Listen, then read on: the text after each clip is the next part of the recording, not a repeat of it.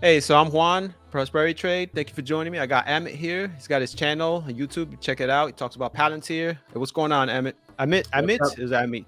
Am I Amit. pronouncing it correctly? Amit. So Yep. tell us about yourself. When did you start your YouTube channel? So I started YouTube back in like February of 2020, or sorry, not 2020, 2021. I actually have a startup. It's called Audia.io. We're trying to become like a YouTube of audio. And I wanted to promote the startup by basically building a brand around myself and talking about business. And I realized that like I just wasn't seeing traction or figuring out how to adapt to the YouTube algorithm back in February, March of 2021. So I left it. I had a bunch of other stuff to do, started focusing on some other things. And then I came back because I was just like, I really want to talk about stocks and finance. I'm pretty much a junkie for it. I mean, I was consuming so much content and I Yeah, was looking at some of the people talking about it. And I'm like, they're okay, but like, I feel like I could do it better. And then I was like, well, yeah, maybe there's an intersection where I could create content about this stuff that the algorithm would actually promote to people. Because back in February, I was just throwing up random videos that weren't getting any traction and that I could be passionate about and that could actually bring some exposure for the startup. So a kind of perfect storm happened back in like November of 2021. So about a month ago. Where I just put up a couple of videos and they started doing well. And I was like, all right, let me just keep hammering this topic. And I talk about Palantir a yeah. lot. But eventually I want to be able to talk about anything. I just think the way the YouTube game works is like you got to find a niche that's really important, talk about it, give a lot of value, and eventually people will come back for other topics. But you got to kind of just like do as much as you can in that one place first. So that's where I'm at right now. Yeah, I mean, it seems like you got that algorithm stuff figured out because I'm the first part, like what you mentioned, just random videos. I just talk about stocks that I love, that I'm passionate about, and if they gain traction, they gain traction. But I've noticed that there's like certain topics, like when I talk about, for example, Senseonics, all those videos get pushed to the top. So YouTube likes that, it pushes that video, but everything else for me is just pretty average. Um, but what made you pick Palantir out of all stocks? Like, why'd you initially pick that stock to start investing in it and talking about it? What was the passion in it? So I bought Palantir back in April of 2021 before I was doing YouTube, before I even knew it was a hype stock. I just knew like it was a tech stock. And like when everything started crashing back in April, May, I saw Palantir go to 23 and I saw it at 45. Yeah, I'm like, and I was like, I literally knew if you asked me what do they do, I couldn't say anything, but I was just like, it's tech and it's $23. And in my head, I'm like, I have to buy something. Like, I missed out on Dogecoin. I missed all the runs out in February. So I was like, I don't want to miss out again. And so I just bought it. And then I started doing some research about it. I was like, oh, it's okay. Started buying some more, I actually sold my entire position for like a $1,500 profit back in like July. oh wow, And because I didn't know anything about it. I was just like, oh, I'm up $1,500. I should take it. And then I just kept yeah, doing more research. And then I really started looking into it. And I was like, wait a second. Why did I sell this for and then it started running up to 26, 27, and I started getting the FOMO. I was like, fuck, like I should really get back yeah, into yeah, it. yeah. So back in August, September, I really started trying to understand what the fuck does this stock do. Started putting more money into it. And then as I did more deeper due diligence, I was just like, this is the stock I want to be in. And now that it's been falling so much, I'm like, this dip to me is just like, it's beautiful because, instead of at 29, I can buy it at $18. So that's how I officially got to know It, about it, started understanding it. And now, I'm in it. and that's actually a good sign that you say that. Most people, when they trade, they see this dip, they kind of get worried. But if you're passionate and your thesis hasn't changed, nothing fundamentally has changed, then you should get excited when it falls, but it's usually the opposite. The inexperienced trader, the person that doesn't do their research, their due diligence, they definitely get that worried FOMO when they see that fall, and they kind of try to sell and stuff. But it's good. That's good that you're passionate about that. You And have that the was passion. me. That was me a year ago. And I lost a lot of money from an opportunity cost perspective because I was that panic trader. And I'm like, at one point, you got to learn from your mistakes. And now I'm just like, Yeah. okay, I'm not going to get emotional that I'm down $10,000. I'm going to keep buying because it's going to come back if I believe in the company. If I'm wrong, then I'm wrong. I just don't think I'm wrong. And Yeah. I guess we'll see. I watched in one of your videos, you talked about you were one of the top debaters. You think that's helped you? Because I feel like the way you present so with debating, you have to win your point, your argument, right? And you have to be able to research well and all those things. And, I'm sure you studied debate and the different strategies and tactics of debating. Do you feel that helps when you talk on your channel? Yeah, I think it's pretty much the foundation of how I communicate. Like, so for me in high school, I did debate. I did debate my freshman year. Then I quit to become a Yeah. basketball player. I'm only 5'7", so I was like, all right, I'm not going to become LeBron James. So I quit basketball, went back to debate, And the reason I started debate was because my sister did debate. She's about 4 years older than me. And she ended up becoming one of the top 2 debaters in the country. And she got an invite to meet President Obama in the White House back in 2010. Oh, wow. Oh, So, wow. so that was a big deal for, my immigrant parents. They're like, our daughter, firstborn child is meeting the president. So they pushed me to get into debate. And then I got into it. And there was this sort of natural fit of just like I love creating an argument around something, presenting it. And then the competitive part is beating someone at it. And by the end of my senior year, I started winning a lot of tournaments, started traveling across the world for debate. And I just developed this knack for communication. And so when I think of YouTube videos, I try to think of it as a challenge. I'm like, okay, Palantir just invested in this company. What's the risks towards it? What's the benefits? How can I analyze this? How can I present an argument at the end of the day that is meaningful enough for people to listen to? And I think, to be honest, if I can't do that successfully, my YouTube channel is not going to succeed, because I don't like doing editing, as we were talking about off camera. I don't like a bunch of shit flopping on the screen.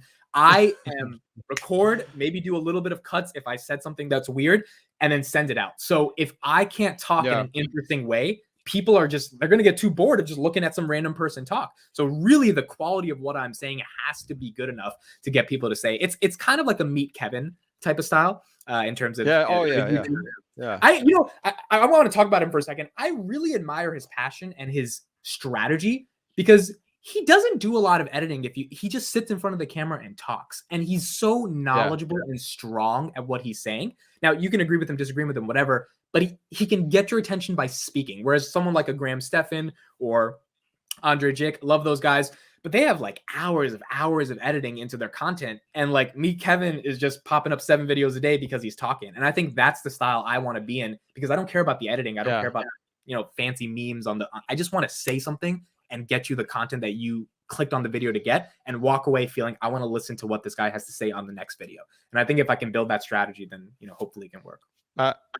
As a fellow YouTuber, you're definitely coming across that way. I enjoy your content, and I can watch your content, and it's easy. I find it right now. You're becoming one of those channels where, okay, I'll see a headline on Alpha about Palantir. I'll see the topic, and I can read through it, or I can just listen to you summarize it and present it in a way that it's easy to consume. I like that analogy, because I like Meet Kevin too also. And for the reasons that you mentioned, I think he's a very successful YouTuber. I don't always agree with some of the stocks that he picks and his evaluations and the way he does his DCFs and some of the fundamental things.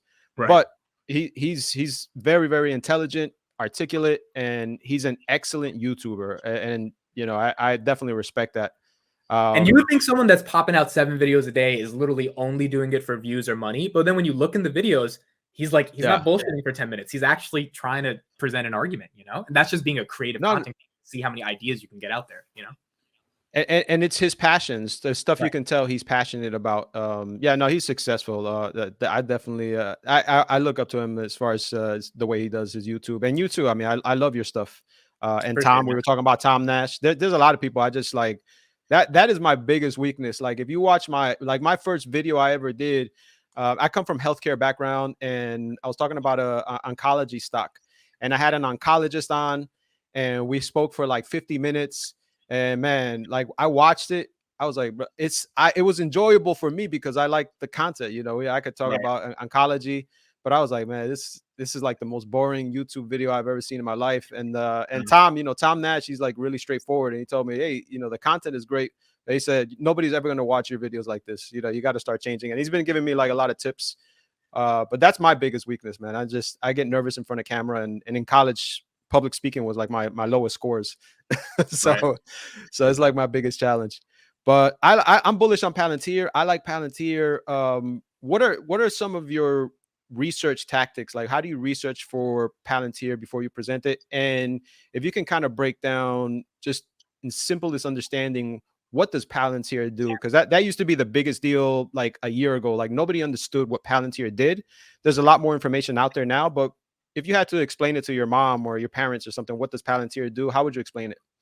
I actually did this with my sister because she just put 10 grand into it. And I tried not to give her recommendations anymore because some of the stocks she's not on. So I'm just like, yo, I like it.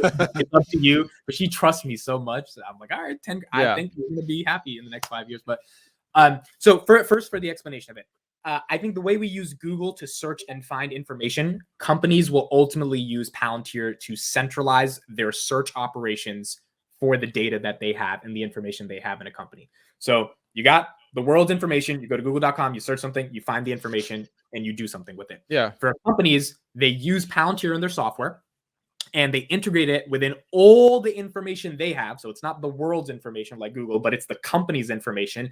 And then they use that software to basically search through it and make sense of it. I think that so it's a Google for businesses at the highest of levels. Now, if we want to get deeper, there's a lot of artificial intelligence and machine learning models integrated into that Google search for business that allows someone to understand what to do with the data. Just like when Google pops up images, videos, maps, stories, like there's different segments of the word that I typed in so that I can get more information about it. That's the exact same thing for businesses, and it ends up saving them a lot of money because it makes it faster and efficient for them to know what to do with their data. It sounds kind of boring. So it's kind of simple. No, it doesn't sound boring. So essentially, the company will use that data, and they'll be able to become more efficient in saving money, saving time, whatever is just logistically, like if it's a warehouse, finding ways to kind of like organize whatever material, whatever they have, that kind of stuff. Like, yeah. So if you think about a warehouse, let's just like imagine Amazon's warehouse. I mean, they have millions and millions, probably billions of points of data in terms of workers, how things are. If someone ordered something in Texas, is it more optimal to get it from here or there? And they have to make sense of all the data that they have. The data is very rich because if they can use that data to get you something in 2 days or less, you're going to keep buying stuff forever. And like, they're just never going to lose you. There's just always going to be unlimited revenue, but they need to be able to make sense of that data. So something like a Palantir integrates with a company like that to let them know how quickly, how efficiently, how effective can they optimize their operations. And that ultimately leads them to saving money and time. I think so. Go ahead.